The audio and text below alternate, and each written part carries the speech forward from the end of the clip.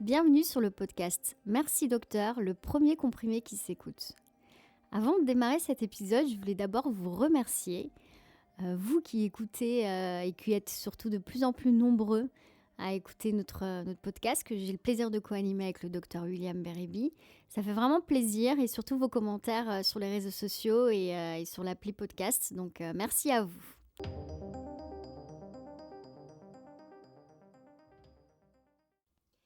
Bonjour docteur, Bonjour Nesliane. comment vous allez aujourd'hui ? Ça va très bien. Avant de parler de notre sujet qui est l'anatomie du système digestif Et la physiologie, et c'est-à-dire la à philosophie, quoi ça sert? voilà, vous comprenez déjà que le sujet est assez technique, mais comptez sur nous pour le rendre le plus accessible possible et n'hésitez pas à l'écouter avec vos enfants, vos adolescents, c'est vraiment... Ce sera très simple. Ok, super.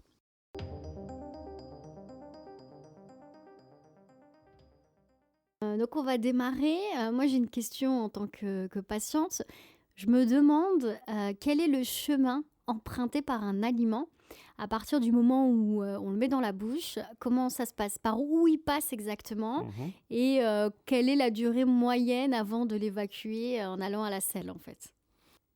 On avale quelque chose. Et puis, au bout d'un certain nombre d'heures, il va sortir par le bas. Mhm. C'est un peu le principe.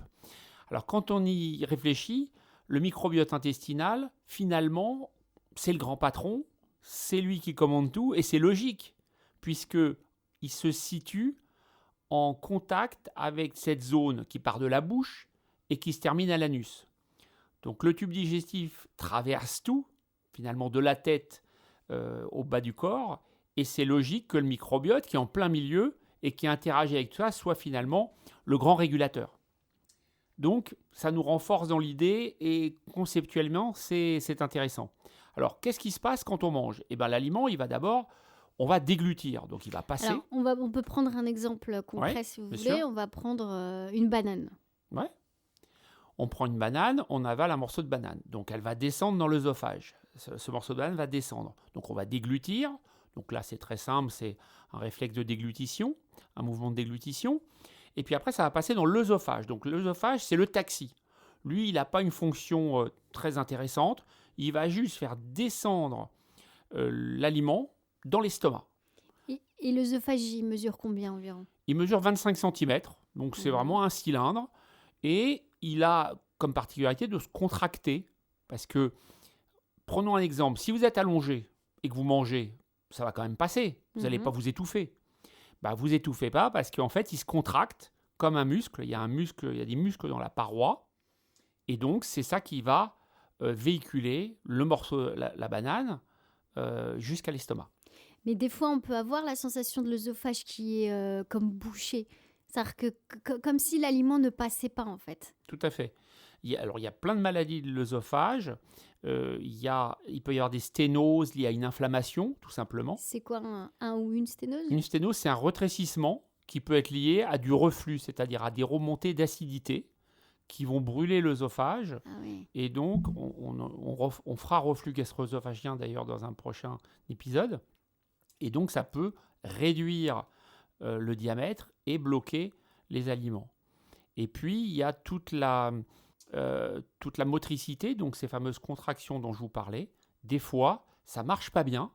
Et du coup, en bas de l'œsophage, il y a une espèce de porte qui va s'ouvrir pour que l'aliment passe dans l'estomac. Cette porte, elle est importante parce que s'il n'y avait pas cette porte qui est mobile en quelque sorte, ça aurait tendance à remonter tout le temps puisque ce ne serait pas fermé. Et elle s'appelle comment cette porte? C'est le sphincter inférieur de l'œsophage, c'est une espèce de clapet musculaire qui va, musculaire anatomiquement, et qui va empêcher les remontées de l'estomac vers l'œsophage. Et des fois ça ne marche pas bien, et cette porte ne va pas bien s'ouvrir, et là ça peut bloquer et empêcher l'aliment de descendre. Donc, on monte dans le taxi, qui est l'œsophage, enfin plutôt la l'aliment. banane. Ouais, la banane. La banane va dans le taxi, elle passe une porte, C'est ça. et ensuite... Et donc elle arrive dans une espèce de cuve de stockage. Dans cette cuve de stockage, il y a de l'acide. C'est l'estomac. L'estomac. Mhm. Donc l'estomac, il a une capacité d'1 litre, 1,5 litre environ, et il fabrique de l'acide chlorhydrique, le fameux acide que tout le monde connaît, et il va dégrader les aliments pour que ces aliments puissent être en petites particules et passent ensuite dans l'intestin grêle pour vivre la suite de leur aventure. D'accord. Alors, quand vous dites que cette cuve, l'estomac fait 1 litre, 1,5 litre, Mhm. ça veut dire que au-delà d'1,5 litre, donc si par exemple, si on boit une bouteille de 2 litres, Eh qu'est-ce ben, qui se il va passe? pas être bien, il va être distendu et donc on va ressentir qu'il est rempli, quoi, hein, comme quand on a trop mangé en fait. Et est-ce qu'on a tous la même taille d'estomac? Oui, à peu près, à peu près. Alors, D'accord. quelqu'un qui mange beaucoup, qui est obèse, il va progressivement dilater un peu son estomac et pouvoir accepter plus. Donc, il se dilate en fait, Il se il dilate un petit s'étire. peu. Il Il a une petite s'étire. capacité de distension, pas énorme, mais un petit peu. Ça veut dire que plus on mange, plus on a un grand estomac. Voilà, voilà. Mais dans une certaine limite, hein, il va prendre 20% de plus environ, mais pas, il va pas doubler, quoi, si vous voulez. D'accord. Il faut dire une chose sur l'estomac, c'est que vous connaissez le malaise vagal, Ouais. hein. L'estomac est sous le contrôle de ce nerf vague. Et quand on a trop mangé et qu'on a l'estomac distendu, par un repas trop abondant, trop d'alcool, etc., eh ben, ça va entraîner une stimulation de ce nerf vague. Et c'est ça qui va entraîner le fameux malaise vagal.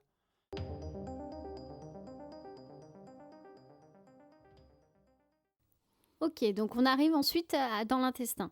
Alors, on arrive dans l'intestin grêle. L'intestin grêle, donc, il fait 5 à 7 mètres de long. Et il va, alors lui, c'est l'usine de transformation et d'absorption. Mais quand la banane arrive au début de Mhm. l'intestin, la banane est déjà en bouillie.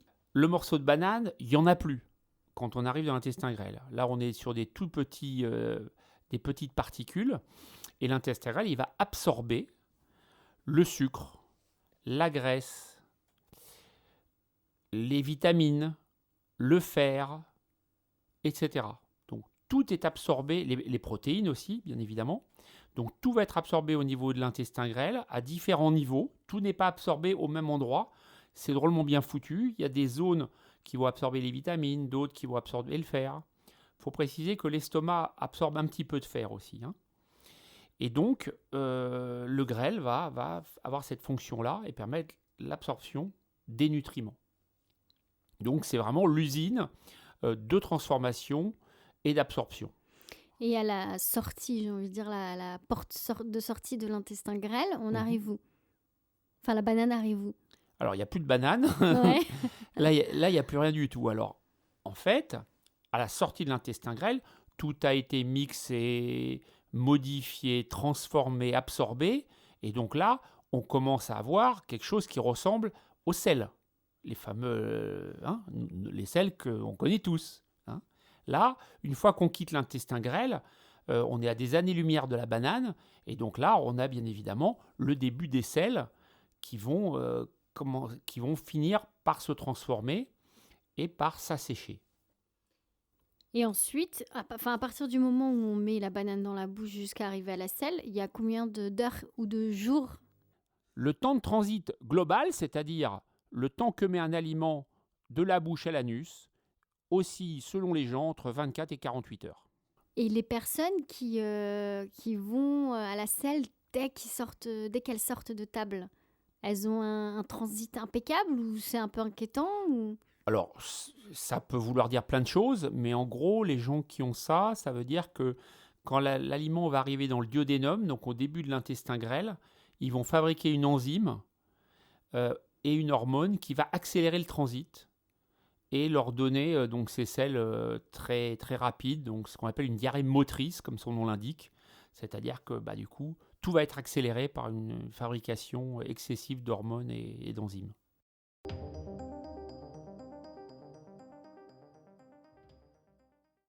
Donc on sort de l'intestin grêle et là on prend quelle direction? Alors là, on va directement dans le côlon, qui est un grand cylindre, qui est un peu la cuve d'assèchement en fait. Au début du côlon, ce qu'on appelle le cécum, il y a un petit appendice qui est un opercule qui fait 1 à 2 cm et qui occasionne la fameuse appendicite.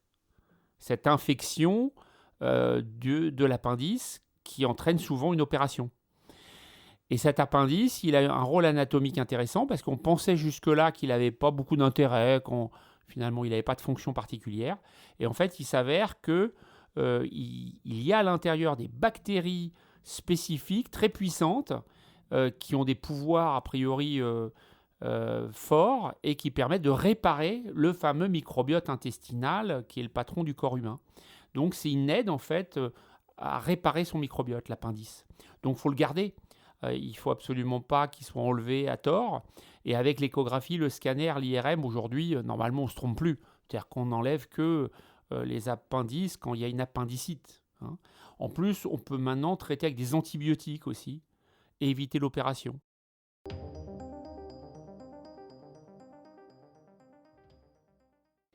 Donc là, on arrive au début du côlon. C'est ça. Quel est l'objectif, à quoi sert le côlon là?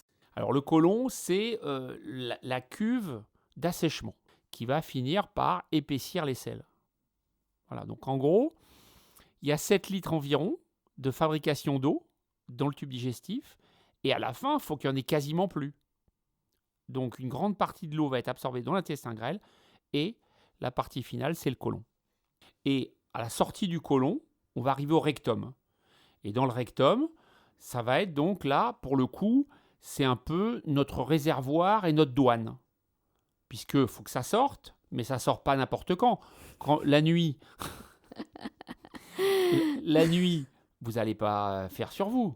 Ouais. Bon, c'est parce qu'il y a des systèmes qui retiennent tout ça. Et vous irez à la selle que quand vous voudrez y aller.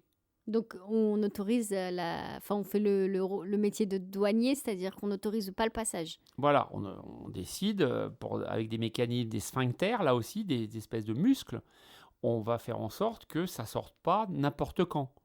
Et que ça sorte quand on a décidé, nous, de le faire.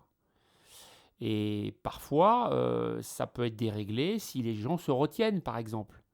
Quelqu'un qui irait pas aux toilettes alors qu'il en a envie, et ben à ce moment-là, ça va dérégler tout le système du rectum et d'anus. Et donc, le patient, il n'arrivera plus à expulser les selles comme il faut.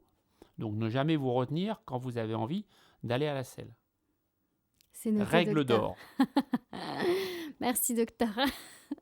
Ok, donc là, on arrive au rectum. Ensuite, Donc, le rectum, il va stocker, c'est la douane et le stockage en même temps, les selles. Et puis, quand vous voudrez les expulser, vous allez avoir un signal, cette fameuse envie d'aller à la selle. Donc là, le rectum vous informe qu'il faut le vider.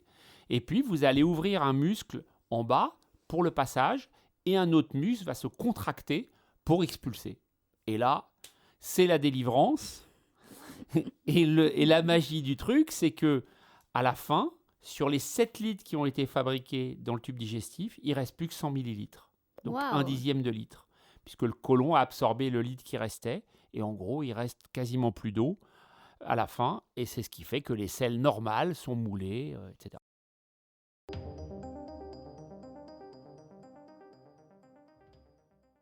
ok, docteur, mais avant la délivrance, quand on veut vraiment être délivré, mais qu'il y a un blocage dans le cadre d'une constipation, par exemple, comment ça peut s'expliquer? Alors, il y a plusieurs possibilités. Souvent, ce sont des patients qui se retiennent d'aller à la selle. Donc, du coup, ils dérèglent le système. Hein. C'est comme une machine. Hein. Il faut mettre sur on, vous faites off, il va se passer un problème. Votre voiture, vous accélérez, vous freinez n'importe quand ou l'embrayage, ça ne va plus marcher. Le rectum et l'anus, c'est un peu de la mécanique. Et donc, si vous le désorganisez, il va être perdu. Et puis, il y a la situation où la personne a des selles très dures parce qu'elle boit peu, elle ne mange pas de fibres, elle ne fait pas d'exercice physique, elle est trop sédentaire. Et là, à ce moment-là, si les selles sont trop dures, elles ne peuvent pas passer parce que le diamètre, il est petit, il est étroit au niveau de l'anus. Et donc, ça peut être ça l'explication de l'impossibilité d'expulser. Donc, est-ce que dans le parcours que suit la banane, donc le tube digestif, il y a un organe vital? Alors, stricto sensu, non. Mais en réalité, il y en a 2 pour moi. Il y a l'intestin grêle. Donc, comme ça absorbe tout, si vous n'avez plus d'intestin grêle, vous n'absorbez plus rien. Et puis, vous êtes dénutri. Et puis, ça ne peut pas durer très longtemps. Et puis, l'autre que je mets dedans, moi, c'est le microbiote intestinal. Parce que si on n'avait pas notre microbiote intestinal, avec ses 100 000 milliards de bactéries, on ne pourrait pas vivre, tout simplement. Donc, voilà, je les mets de côté. Ça, c'est mon explication à moi. Mais les 6 organes vitaux classiques, on va dire, il y a bien sûr le cerveau, le cœur, il y a le foie, vous avez également le pancréas, qui est régulateur de la glycémie, et puis vous avez les reins et les poumons. Et donc, vous disiez le foie. Quel rôle joue le foie exactement? Donc le foie, c'est l'usine de fabrication du corps humain. Rôle hyper important. Le foie fait 2,5 kg. Alors il a plein de fonctions. Donc la vésicule biliaire fabrique de la bile, mais le foie et les voies biliaires en fabriquent énormément également. Et cette bile, elle va permettre d'absorber les graisses. Deuxième grande fonction du foie, il va s'occuper du métabolisme des protéines et des glucides, donc des sucres. Alors là, il y a un mécanisme. Mais c'est pas le pancréas qui s'occupe du sucre? Le pancréas, il fabrique l'insuline qui va réguler le taux de sucre. Mais le foie, il dispose d'un système régulateur. Vous allez voir, c'est formidablement bien fait parce que vous prenez du sucre. Le foie, il va le garder, il va le transformer dans un sucre de réserve qu'on appelle glycogène. Si vous avez besoin de sucre parce que vous faites un effort physique ou un effort intellectuel, faut bien qu'il y en ait dans l'organisme quelque part. Vous n'êtes pas obligé tout le temps de manger. Le foie, lui, il a son petit stock. Ah, c'est un petit stock. Ouais. C'est un petit stock de réserve qui s'appelle le glycogène. Et quand vous en avez besoin, tac, il va le libérer, il va le transformer à nouveau en sucre. Troisième fonction du foie, la fabrication de protéines. Alors, un exemple, la fabrication des facteurs de la coagulation, c'est-à-dire, en pratique, ça veut dire quoi? Je me coupe, mais je ne vais pas saigner pendant des heures. Ça va s'arrêter au bout de quelques minutes, en général moins de 5 minutes. Et c'est grâce à des facteurs de la coagulation qui vont permettre de stopper en fait le saignement. La quatrième fonction du foie, et la dernière d'ailleurs, c'est la détoxification.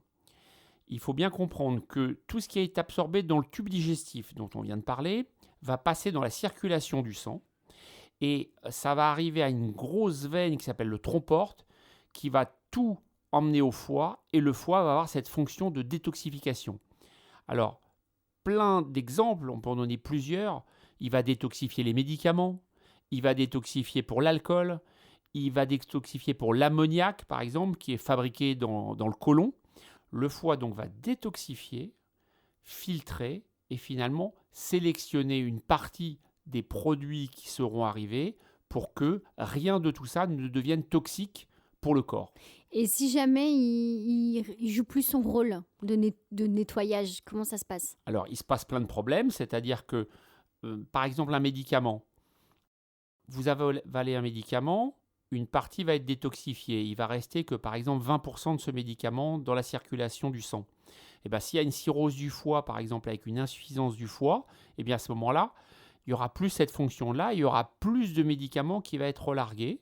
Et à ce moment-là, dans le sang, dans la circulation sanguine utile, on va dire, et le patient, il pourra faire un surdosage, par exemple. Ah oui. C'est-à-dire avoir trop de médicaments. Pareil pour l'alcool, s'il ne remplit plus sa fonction de détoxification par rapport à l'alcool, eh ben, l'alcool va s'accumuler et va aggraver encore une hépatite alcoolique et favoriser de plus en plus l'évolution vers une cirrhose du foie.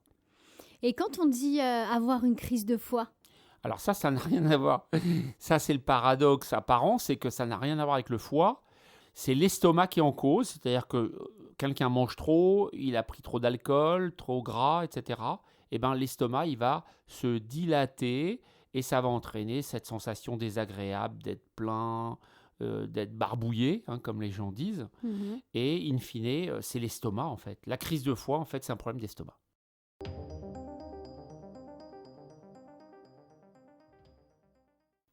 Merci pour toutes ces informations sur le rôle du foie. Et pour le pancréas? Alors le pancréas, il a une fonction très importante puisque c'est lui qui fabrique l'insuline. L'insuline qui va permettre d'équilibrer la glycémie, donc d'avoir un taux de sucre en fait, tout simplement, qui soit bon. Donc les diabétiques ont une insuffisance du pancréas, c'est-à-dire le pancréas ne fonctionne pas bien. Alors ça peut être génétique, donc c'est pour ça qu'il y a des patients très jeunes diabétiques, et puis des fois ça peut être lié au surpoids et à l'obésité. Mais dans tous les cas, notamment dans le diabète du sujet jeune, donc de type 1, il y a un défaut de fabrication de l'insuline par le pancréas. Et est-ce qu'il y a un autre organe qui peut fabriquer cette insuline? Non, il n'y a pas d'autre organe qui peut suppléer le pancréas. Et donc, en fait, quand le patient manque d'insuline et qu'il est diabétique, eh ben, il doit en apporter par l'extérieur, donc s'injecter de l'insuline. Et malheureusement, ça n'existe pas par la bouche parce que l'insuline est dégradée dans le tube digestif. Donc ça, c'est mal foutu. D'où les piqûres. Voilà, parce qu'il n'y a pas de comprimé d'insuline. L'insuline ne résiste pas à l'acide chlorhydrique de l'estomac.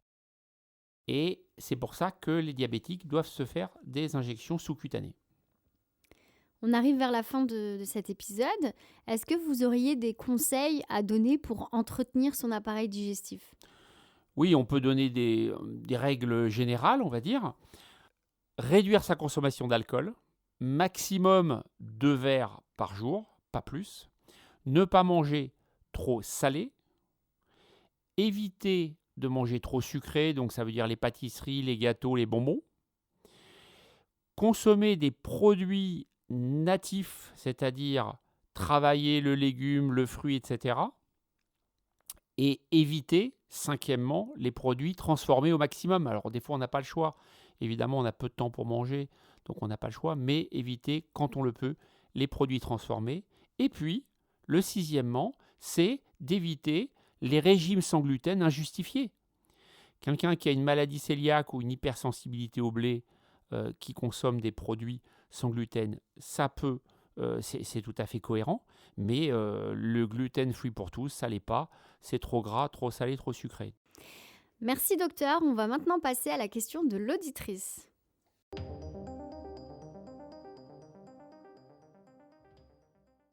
Bonjour, je m'appelle Camille, j'habite à Rennes. Je voulais vous poser une question car j'ai souvent des ballonnements alors que je n'ai pas spécialement de modification de mon alimentation. Est-ce que vous avez quelques conseils à me donner? Merci. Merci pour votre question. Les conseils que je peux vous donner par rapport au ballonnement, c'est d'éviter les crudités et d'éviter tout ce qui est chou. Attendez, mais les choux et les crudités, c'est ce qui est bon justement pour le microbiote intestinal? C'est le paradoxe. Donc choux de Bruxelles, chou-fleur, etc. C'est bon pour le microbiote, mais il y a certains patients qui ballonnent énormément avec ce type de produit. Donc, il faut essayer de les éviter. Il faut essayer de ne pas manger trop gras, donc éviter les fritures, les plats en sauce. Et puis, moi, mon arme secrète, c'est la menthe poivrée. Donc, en huile essentielle, une goutte, 2 à 3 fois par jour, sur un petit sucre ou sur un comprimé neutre. Ça marche extrêmement bien dans les ballonnements. Si comme notre auditrice, vous souhaitez nous envoyer une question, n'hésitez pas à le faire par mail à l'adresse suivante: mercidocteur.podcast@gmail.com. On vous invite à nous suivre sur les réseaux sociaux. Donc on est présent sur LinkedIn, sur le compte du docteur William Berreby, sur Facebook, sur sa page officielle. Il partage aussi ses vidéos de l'émission Capital Santé. Donc c'est aussi intéressant d'avoir les émissions en 2 minutes. Et puis aussi sur Instagram, sur le compte Merci Docteur Podcast, tout attaché. Et puis, bien sûr, je rappelle Apple Podcast, Google Podcast, Exactement. Spotify et Deezer. Et n'hésitez pas à nous mettre des avis, parce que c'est toujours sympathique quand on a des bonnes notes et qu'il y a des commentaires. Des bons avis. Voilà, des bons avis, mais je ne pense pas qu'il puisse en être autrement, parce qu'on se donne beaucoup de mal quand même pour vous apprendre et vous donner quelques conseils. Merci à tous et à très bientôt. Merci à tous.